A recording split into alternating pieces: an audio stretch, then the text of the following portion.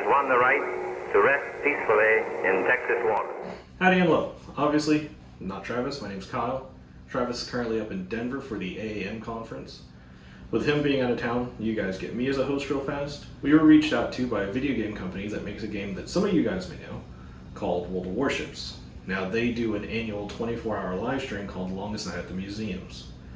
Unfortunately, we were not able to live stream for them, but we were able to pre-record a segment and submit it to them. So what y'all are about to see is that pre-recorded segment for their live stream. I will preface this and say that we are not sponsored by them. However, World of Warships guys, if you want to sponsor us, doors always open. But anyways, here's a segment for that live stream. I hope you guys enjoy it. Howdy and hello, I'm Travis Davis, Vice President of Ship Operations, Battleship Texas Foundation. And it's been a hot minute since we were on World of Warships, Longest Night in Museums. And you might be saying, well, you're standing in a parking lot. Well, that's because my battleship, our museum, is in dry dock in Galveston, Texas, where the hull is being repaired. The blister tanks, those are those sacrificial tanks that were added to the ship in the mid-1920s. They're getting rebuilt, and we're in a parking lot in Houston where our factory is. We like to joke it's the Texas Naval Gun Factory, where we're rebuilding all the ship's secondary and anti-aircraft batteries. So this beautiful light blue or navy blue 5-inch 51 gun that we pulled off the ship in November of last year. So before we get to talking about guns, I want to turn this over to Kyle Berlantes, our preservation assistant, to talk about what went into getting the ship ready to tow. And then I get to talk about the fun stuff, and that's the tow, and all the stuff we've been doing since. Take it away, Kyle. Oh, hello there. Like Travis said, my name is Kyle Berlantes. I'm the preservation assistant here at Battleship Texas Foundation, and I'm standing on the port side wing wall of the dry dock that is currently holding Battleship Texas. I'm going to be talking a little bit about some of the work that went on right before we moved the ship, so all that vessel prep work. This work started off by bringing back our marine group, Resolve Marine, as well as our engineering group, Valcor, back to the ship. One of the first things that we did was to start installing pumps into tanks on the ship, as well as running all the hoses required for these tanks, sealing up tank tops, replacing rubber gaskets so that there's a watertight seal for a lot of these tanks, running the required electrical wires in order to power these pumps, and then again moving these hoses, setting up these hoses so that they could discharge off of the ship. We were also setting a lot of pumps on standby along second deck and third deck, so that if there was an issue where these pumps that we installed were not enough to pump out all the water that was coming onto the ship, we could easily start grabbing pumps, setting them into place, and start discharging that water.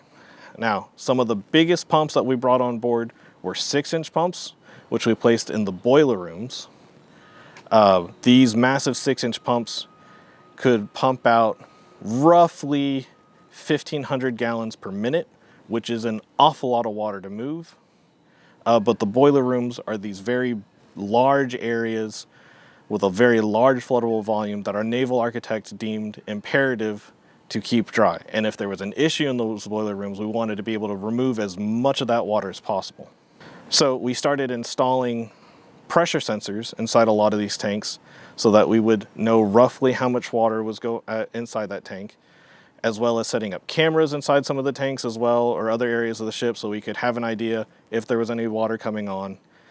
And if there was any water, being able to turn on some of these pumps, because some of them were not set up on floats that automatically kicked on. Some of them we had to turn on by hand.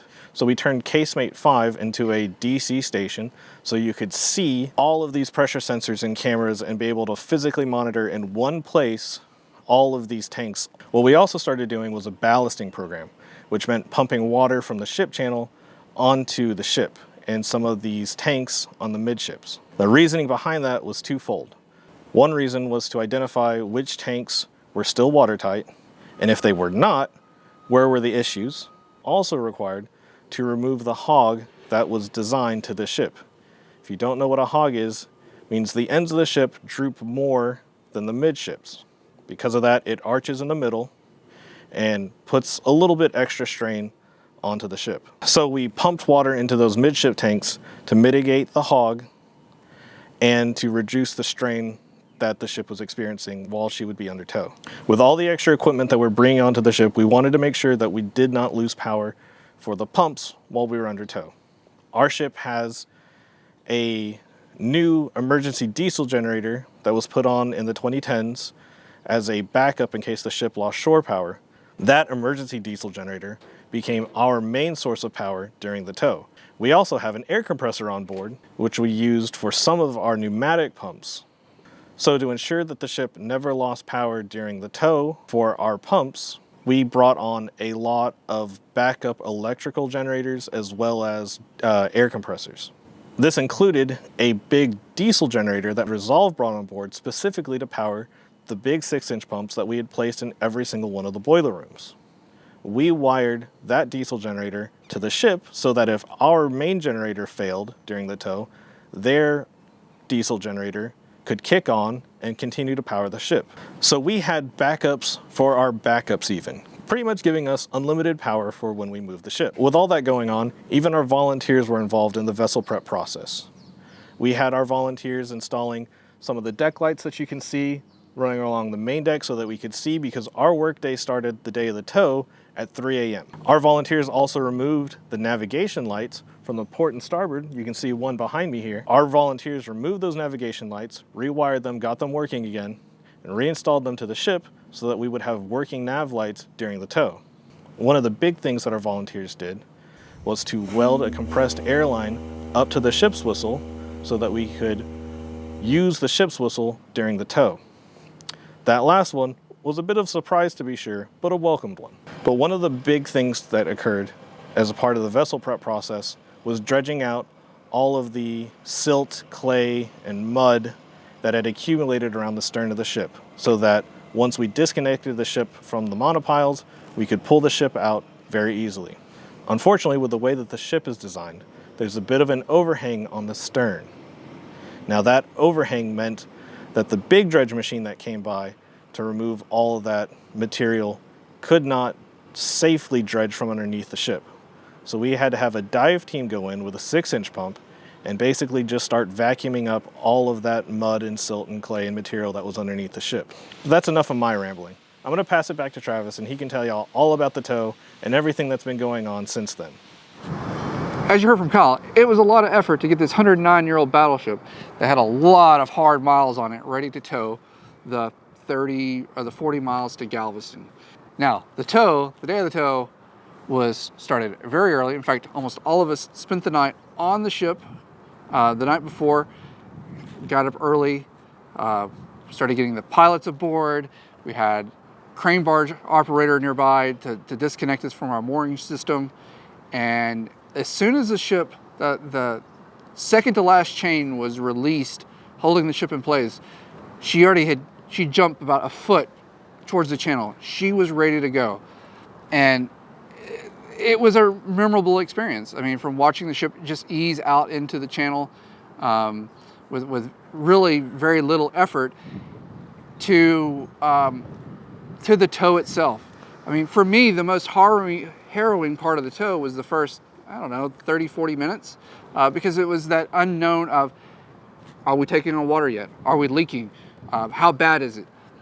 And it turned out we didn't leak any more than normal. So within the first 30 minutes, we got into the channel, got the tow convoy. So that tow convoy is our lead tug that's pulling the ship, the battleship, the trailing tug that's acting as our rudder, the escort tugs that we had around us, and then the Coast Guard, and then the law enforcement presence around us. We probably had like 20 boats around us at any given point, all just part of keeping the ship safe, keeping the ship manageable going down the ship channel. But as we started getting underway, after having to get a few last photographs of the ship with the San Jacinto Monument, I went down to our damage control station to talk to our naval architect that was in the room watching the cameras and the pump sensors that we had set up, or the tank sensors that we had set up. And we had some members of the Coast Guard board. Well, they're sitting around shooting the bull about their college experience. I'm like, I'm expected to see, little concern. No, they were just chillaxing. So shot the bull with them a little bit, and I had to tell them that they were boring and go back up and watch the pretty view as the ship, as dawn was breaking and the ship was going down the channel, and just soaking in the experience and being on a World War I Dreadnought underway, even though we were being towed, just moving down the channel at 5 knots, having a somewhat live deck under your feet, and then also kind of soaking it in because, you know, Battleship Texas was the fastest battleship in 2022. You know, it was a really, really great experience. You know, it's one that I'll never forget, and for the most part, that tow was very, very stress-free. It was more along the lines of making sure that we hit all of our time marks on time. That, you know, our schedule, we were going to be here. We were saying we were going to be here during the tow. We hit those within 5 minutes of each other. It was an absolutely flawless tow. I think we were taking on about around 100 to 110 gallons a minute, which is the same amount we were taking on at San Jacinto, and that water was going, or before the tow, and that water was going right back over the side. We saw no really demonstrable increase in flooding on the ship. Like Kyle had talked about, all the preparations that we made, I think all that planning, all those preparations, we were ready for the worst case scenario, and it didn't happen. Myself, I think it's because the ship was ready to be on in the dry dock, ready to get some attention. So we make it all the way down to the channel, all the way down. We get turned into the Galveston Ship Channel, go up the Galveston Ship Channel. Highlighted that, speaking of museums, since this is longest night at the museums, we went by, on our tow, went by 3 other museum ships.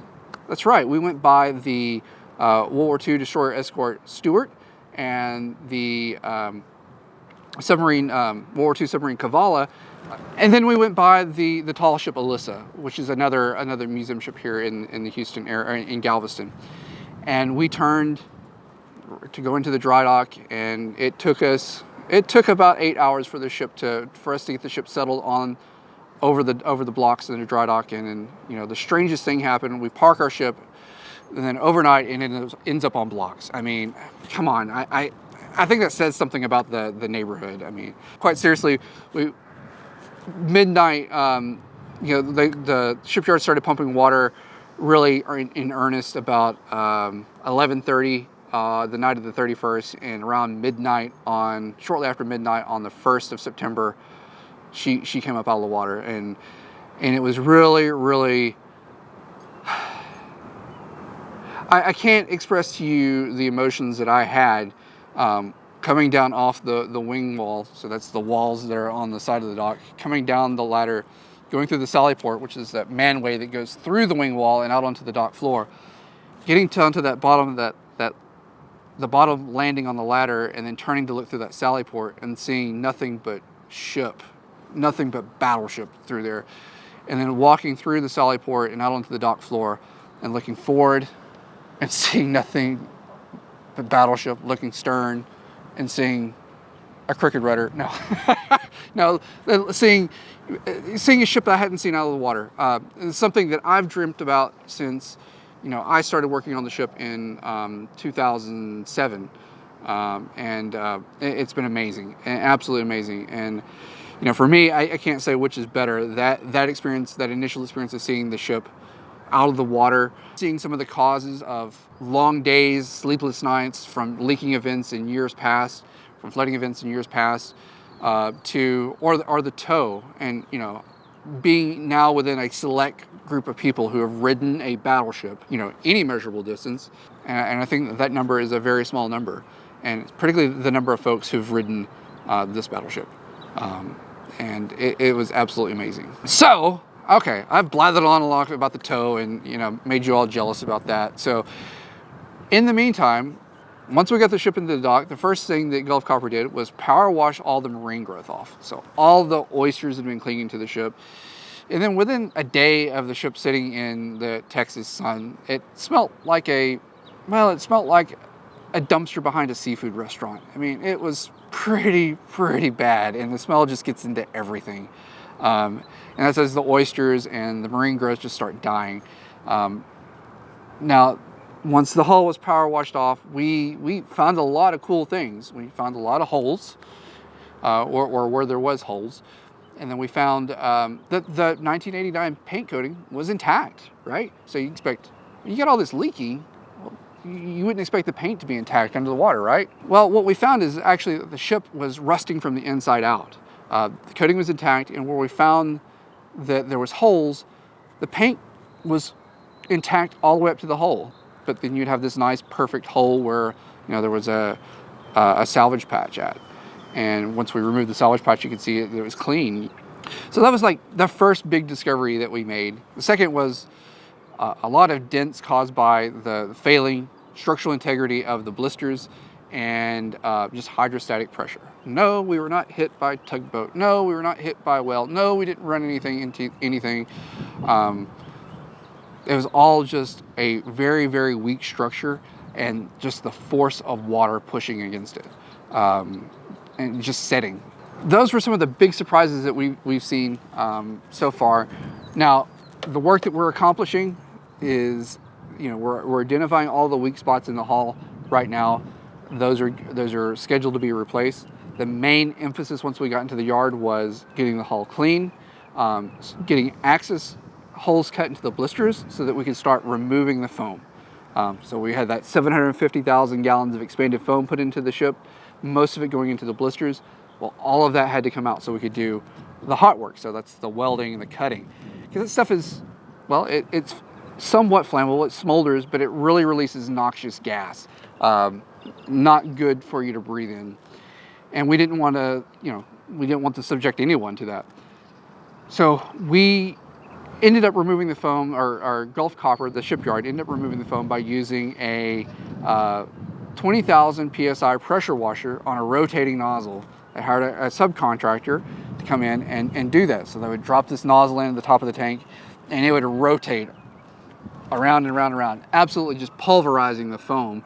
And then the foam would leak out to the bottom and then go into a dumpster. The dumpster gets hauled to the landfill. The foam's non-toxic after being cured. So we finally got all the foam out in late January, early February. And we're still finding a little bit here and there, but most of that's easy to clean up. Once the foam was out, we started going through each blister tank and cutting them off at the 30-foot water line, right? So that's, if you look at the ship now, that's roughly, depending on where you're at on the ship, at the stern, that's about 2 feet above the existing water line. You know, if you look at the ship while she was floating at San Jacinto. The bow, it's a little bit higher. So we cut the blisters off from there, remove all that wasted lower section that was in really bad shape. Structural integrity is just non-existent. And then we started building on the new blisters on. And the blisters have been going on in prefabricated modules, right? So they're basically these tanks, we build them, or the shipyard builds them in a shop, builds them a section at a time, drives them down to the pier on a truck, on a flatbed trailer, and then they pick them up onto the dock and then lift them up into place and then fix them to the side of the ship. We call them modules. That's modular construction. That's how modern ships are built today. But really all we're doing is just prefabbing these tanks and then hanging them on the side of the ship. To date, we've hung 10 modules and done 2.5 tanks of kind of more traditional stick building. So that's where you put the frames up and then put the skin over the top of it. That's a lot more inefficient way of redoing these tanks, but we had to do it there because of the depth of the tank. So, you know, they're very narrow at the front and very narrow at the back because they're, you know, for the hydrodynamics. So they get narrow, then they get fat, and then they get narrow again. And along with all that, you know, we have lined up the work in our superstructure to make the superstructure structurally sound. That'll kick off later this year. But we are moving really, really fast. We had to reskin an entire section of one tank in the stern, D12. That was one of the worst tanks on the ship. The skin was absolutely rotten. That is largely complete, and we'll be moving forward from there. So we hung our first module at the end of, around the end of January, mid to end January.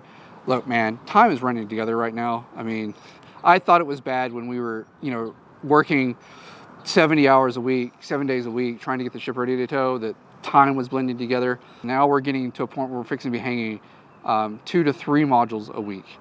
So the shipyard has gained some efficiencies. We've helped them.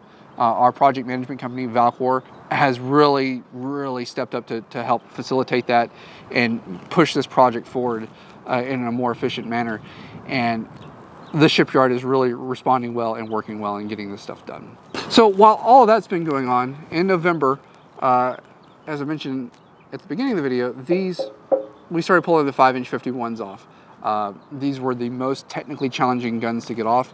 And to be honest with you, what we found is, for us, the best way to pull them off was in the shipyard because the ship was stable, the crane was stable. These are in an enclosed area, so they have to go out a gun port. I did some digging, some research to see, well, when's the last time a 5-inch 51 went through a gun port? And the last time that I could find was Olympia in the late 1950s when she received her current 5-inch 51 guns from the USS Colorado, which have been scrapped on the West Coast. So there's not a lot of knowledge base left on how to do this, or anyone who knows how to do this left, nor is there a manual. So we were having to learn how to do this as we went and planning out very carefully each step, how things would happen, and making sure that we were getting the guns off safely. But now that we've got the guns here at the Texas Naval Gun Factory, we are going through them, completely breaking them down, cleaning them, priming them, painting them, re-lubricating them now so that everything, absolutely everything on these guns work. This is our first one to fully go through 100% through the process. We still have to strip some parts back off of it to get it ready to go back on the ship. So when it's time to go on the ship, it can just go. And we've been working on our 40s, our 20s, and our wonderful volunteers have been working on our 3-inch 50s. So, which we have 4 that are just about ready to go out the door right now. So we are slowly but steadily making progress in getting these guys done. We want to thank World of Warships for inviting us to participate in the Longest Night in Museums again. And we want to thank Valcor Energy Services, our project management company, for the amazing work that they've done to help us get where we're at. They are just absolutely fantastic people to work with. Sorry, it does feel like we work for them at times because, well, we were a team, and we trade off leaderships on different things. So sometimes we were kind of working for them, and it was all for the sake of the project. We did what had to get done. We want to thank Taylor Marine Construction for pulling off these, well, not the 5-inch guns, but all the anti-aircraft guns. They donated that service to us. Absolutely amazing company. Thanks to those guys, and Julius Taylor, the owner. We want to thank Resolve Marine for all the hard work that they did in helping us getting the ship ready to tow. It was a lot of hot, miserable work, and they were shouldering the bulk of it. We also want to thank our staff, because without our staff, with our maintenance guys, we wouldn't be able to do what we've done, because they brought the knowledge base on the knowledge of the ship to marry up the salvage contractors with the project management group, so that there was a lot more efficiency going on, and that we knew how the ship will respond to certain things. I want to thank the citizens of the state of Texas for funding this project. Battleship Texas is their ship. The ship is owned by the state of Texas, and we're just stewards for the people of the state of Texas. And I want to thank our volunteers. They are a wonderful group of people, and I'm every person in every group that I've mentioned. It has been an absolute pleasure to work with, and we wouldn't have gotten here without any of them. And the last group of people I want to thank are you folks. Without the support, without the love, this ship wouldn't be here. None of these museum trips would be here. So thank you all. I mean, you're an absolutely great body of people, and a great community. And I've been a member of the community since this game was in early testing and beta testing, when you could only play Yamato. Those were fun days. Anyways, thank you very much, and thanks for watching. For more information about Battleship Texas, please visit battleshiptexas.org.